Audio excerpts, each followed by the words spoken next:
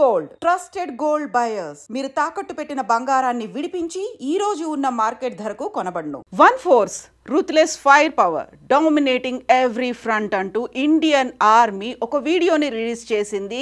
కరెక్ట్గా precision strikes చేసిన 10 నిమిషాల తర్వాత బ్యాక్గ్రౌండ్లో కనిపిస్తున్నటువంటి ఈ వీడియోనే హైలైట్ చేస్తోంది తాము చేసినటువంటి ప్రిసిషన్ స్ట్రైక్ ఎలాంటి ఎఫెక్ట్ చూపించబోతోందో.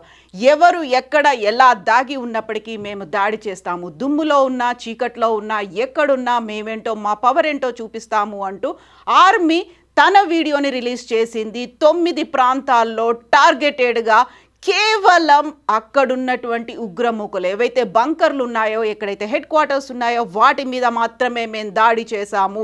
అక్కడున్నటువంటి సివిలియన్స్ కావచ్చు, లేకుంటే అక్కడున్నటువంటి ఇతర ప్రాంతాల్లో ఉన్నటువంటి స్థానికులకు ఎవరికి కూడా ఎలాంటి నష్టం కలిగించకుండా కేవలం 9 ప్రాంతాలకి సంబంధించి ఆల్రెడీ ఇక్కడ మనం వీడియోలో చూస్తున్నట్టుగా అర్ధరాత్రి జరిగిన ఈ ఇష్యూ తర్వాత, ప్రెసిషన్ స్ట్రైక్ తర్వాత మొదటగా పుల్వామాలో జరిగినటువంటి దాడికి సర్జికల్ స్ట్రైక్ అని నామకరణం చేసుకున్నటువంటి ఇండియన్ ఆర్మీ ఆ తర్వాత పహల్గామ్ దాడి తర్వాత భారత సైన్యానికి పూర్తి స్వేచ్ఛనిచ్చాము అంటూ క్యాబినెట్ అనౌన్స్మెంట్ చేసింది. తర్వాత ఇప్పుడు ప్రెసిషన్ స్ట్రైక్ చేశాము కేవలం ఉగ్ర మూకలు ఎక్కడైతే ఉన్నాయో వాటి మీదే అనేది. ఇందులో లష్కరే తైబాకు చెందినటువంటి హెడ్ క్వార్టర్స్ మీద దాడి జరిగింది. ఈ దాడి తర్వాత Indian army chief Manoj Naravane చేసినటువంటి కామెంట్లు అతి కీలకంగా మారుతున్నాయి. పిక్చర్ అభి బాకీ హై, ఇది కాదు ఇంకా ఉంది, ముందుంది, చాలా జరగబోతోంది అనేటువంటి కీలకమైనటువంటి వ్యాఖ్యలని మనం చూసాము. ఆ తర్వాత జరిగినటువంటి ఇన్సిడెంట్స్కి సంబంధించి ఇమ్మీడియట్గా క్యాబినెట్ భేటీ జరిగింది. ప్రధానమంత్రితో పాటుగా రక్షణ శాఖ, త్రివిధ దళాలకు చెందినటువంటి అధిపతులు at the same time cabinet అంతా కలిసి కూర్చొని జరిగినటువంటి దాడి గురించి చర్చించుకున్నారు. తర్వాత చేయాల్సినటువంటి అంశాల గురించి మాట్లాడుకున్నారు. One force ruthless fire power dominating every front, Indian army always ready, always victorious అనేటువంటి ఈ నినాదంతోనే ఇండియన్ ఆర్మీ ఒక వీడియోనైతే రిలీజ్ చేసింది. ఆపరేషన్ సింధూర్కి సంబంధించి ఏం జరిగింది, ఎక్కడెక్కడ ఎలా అటాక్స్ చేశారు, ఏ టార్గెట్గా వర్క్ చేశారు అనే దానికి సంబంధించి 2 యువ మహిళా ఆఫీసర్లు వీడియో కాన్ఫరెన్స్ ద్వారా వివరించారు. అందులో colonel Sofiya Qureshi and wing commander Vyomika Singh జరిగినటువంటి అటాక్ గురించి, ఎలా చేశారు, ఏ టార్గెట్గా వర్క్ చేశారు అనే దానికి సంబంధించినటువంటి కంప్లీట్ ఇన్ఫర్మేషన్ ఇచ్చారు. ఒకసారి మనం చూద్దాము యాక్చువల్గా ఏ ప్రాంతాల్ని, ఏ స్థావరాల్ని టార్గెట్గా చేసుకున్నారు అనేది. ఈ వీడియోని ఇండియన్ ఆర్మీ రిలీజ్ చేసింది, ఫోటోల్ని, వీడియోల్ని. సో టెర్రరిస్ట్ క్యాంప్ కోట్లీ గుల్పూర్లో ఉన్నటువంటి టెర్రరిస్ట్ క్యాంప్కి సంబంధించినటువంటి ఒక photo.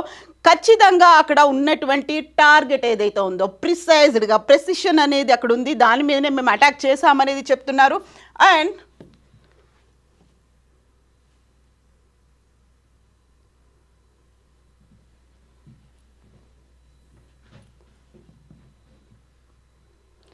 Terrorist camp destroyed, Kotli గుల్పూర్లో ఉన్నటువంటి టెర్రరిస్ట్ క్యాంప్స్ మీద ఎలా దాడి చేశారు, ఎక్కడ టార్గెట్ అనేది ఉంది, ఆ టార్గెట్కి సంబంధించినటువంటి ఫోటోలని, వీడియోలని 2 మహిళా అధికారులు రిలీజ్ చేశారు.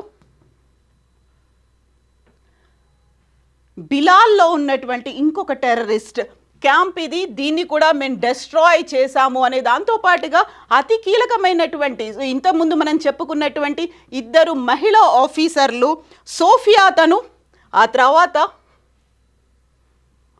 వ్యోమికా సింగ్, ఈ 2 వివరాల్ని అందించారు. మనం ఒకసారి పహల్గామ్ సంఘటనకి సంబంధించి చూసుకున్నట్టయితే ఓవరాల్గా అక్కడ మగవాళ్ళని చంపారు, ఆడవాళ్ళు వదిలేసినప్పటికీ కూడా సింధూర్కి సంబంధించి పేరు పెట్టడం కూడా అక్కడ ఉన్నటువంటి మహిళలు, అక్కడ ప్రాణాలు కోల్పోయినటువంటి భర్తలకి గుర్తుగా తమ సింధూరాన్ని కోల్పోయారు, అందువల్లే దాన్ని పెట్టామని చెప్తున్నారు. దానికి సంబంధించి ఇప్పుడు నేవీ చీఫ్ మనోజ్ నరవనే చెప్పినట్టుగా పిక్చర్ అభి బాకీ హై, దానికి కూడా ఎంచుకున్నది మహిళల్ని మాత్రమే ఎంచుకున్నారు, మహిళా అధికారుల్ని ఎంచుకున్నారు.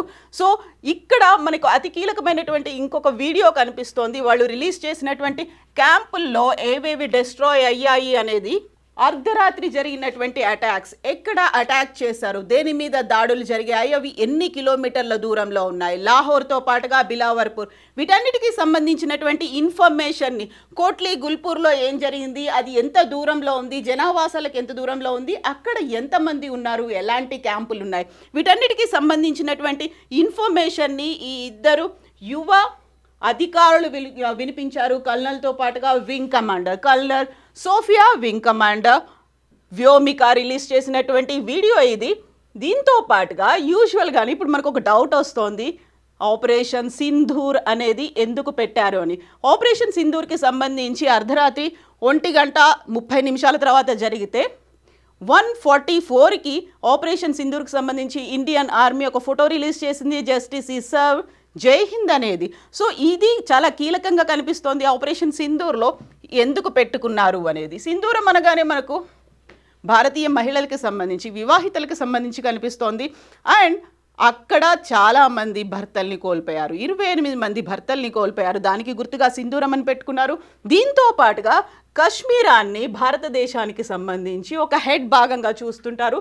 అండ్ సోషల్ మీడియాలో విపరీతంగా ట్రెండ్ అవుతున్నటువంటి ఫోటో భరతమాతకి సింధూరాన్ని అద్దినట్టుగా ఉంది అనేది. దీంతో పాటుగానే సింధూరం అనేది ఒక కశ్మీర్లో ఉన్నటువంటి కుంకుమ పువ్వుకి గుర్తుగా కూడా చెప్తుంటారు కాబట్టి సో సింధూరాన్ని అందులో పెట్టినట్టుగా. అండ్ ఇప్పుడు ఉన్నటువంటి ఈ ఫోటోని పట్టి చూస్తే ఏ టెర్రరిస్ట్ క్యాంపులు ఉన్నాయి, ఎక్కడెక్కడ అటాక్ చేశారు. మనం ఇంతకుముందు చెప్పుకున్నాము 9 ప్రాంతాల్లో అటాక్ అనేది జరిగింది.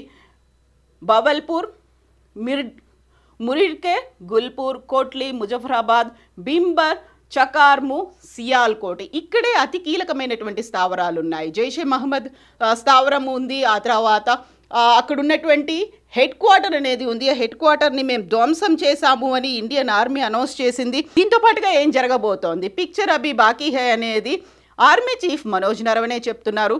అండ్ పాకిస్తాన్ మాత్రం భారతదేశానికి సంబంధించినటువంటి 3 యుద్ధ విమానాలని, జెట్లని మేము కూల్చేశామని చెప్పినప్పటికీ అదంతా అవాస్తవమని భారత ఆర్మీ కూడా అనౌన్స్ చేసింది.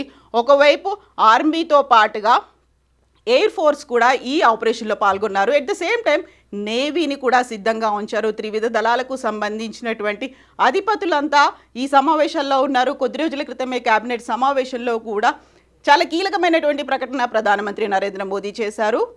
సైన్యానికి పూర్తి స్వేచ్ఛనిస్తున్నాం, వాళ్ళు ఎప్పుడైనా ఎక్కడైనా ఏదైనా చేయొచ్చు అనేది. సో వాళ్ళు తీసుకున్నటువంటి డెసిషన్కి దేశం అంతా మద్దతు పలికింది. పార్టీలకి అతీతంగా రెస్పాండ్ అవుతున్నటువంటి లీడర్లను చూసాము. ఇది భారత్ సాధించిన విజయంగా జై హింద్ అంటూ, భారత్ మాతాకి జై అంటూ చేస్తున్నటువంటి నినాదాలని కూడా చూస్తున్నాము. అండ్ పాకిస్తాన్ మాత్రం మేము ఎప్పుడైనా అటాక్ చేస్తాము, ఎక్కడైనా అటాక్ చేయడానికి రెడీగా ఉన్నాము అనేటువంటి మాటని పాకిస్తాన్ కూడా చెప్తోంది. ఒక రకంగా చైనా అయితే దీన్ని ఖండిస్తోంది. అమెరికా అయితే దశాబ్దాల తరబడి జరుగుతున్నటువంటి ఒక పోరాటం, దీనికి అతి తొందరలోనే ఒక ముగింపు రావాలని కోరుకుంటూ అనేటువంటి మాట అమెరికా అధ్యక్షుడు ట్రంప్ కూడా చెప్పాడు. సో పిక్చర్ అభి బాకీ హై అంటే ఇంకేం జరగబోతోంది. ఒకవైపు మాక్ డ్రిల్లు జరుగుతున్నాయి, ఒకవైపు అవగాహన కలిగిస్తున్నారు, ఇంకోవైపు యుద్ధానికి సన్నద్ధంగా ఉన్నటువంటి సిచ్యువేషన్ అయితే ఉంది. సో నెక్స్ట్ ఏం జరగబోతోంది, వి నీడ్ టు వెయిట్. నిజంగా ప్రస్తుతం ఉన్నటువంటి సమాజం దేనికి ప్రయారిటీ ఇస్తుంది? ఆర్థిక సంబంధాల చుట్టూ మాత్రమే తిరుగుతుంది. మళ్ళీ ఎన్నికలంగానే చాలా విరక్తి కలుగుతుంది. మంచి అనిపిస్తుంది కదా, లేడీస్ కూడా ఛాలెంజింగ్ జాబ్స్ చేసినప్పుడు చాలా బాగుంటది. ట్రాఫిక్ అసిస్టెంట్స్ గా నియమించిన ట్రాన్స్జెండర్స్ అందరితో సాల్యూట్ చేయించుకుంటున్నారు. ఫుడ్ డెలివరీ ఇవ్వటానికి వెళ్ళినటువంటి డెలివరీ బాయ్ అనిల్ పై కళ్ళ ముందు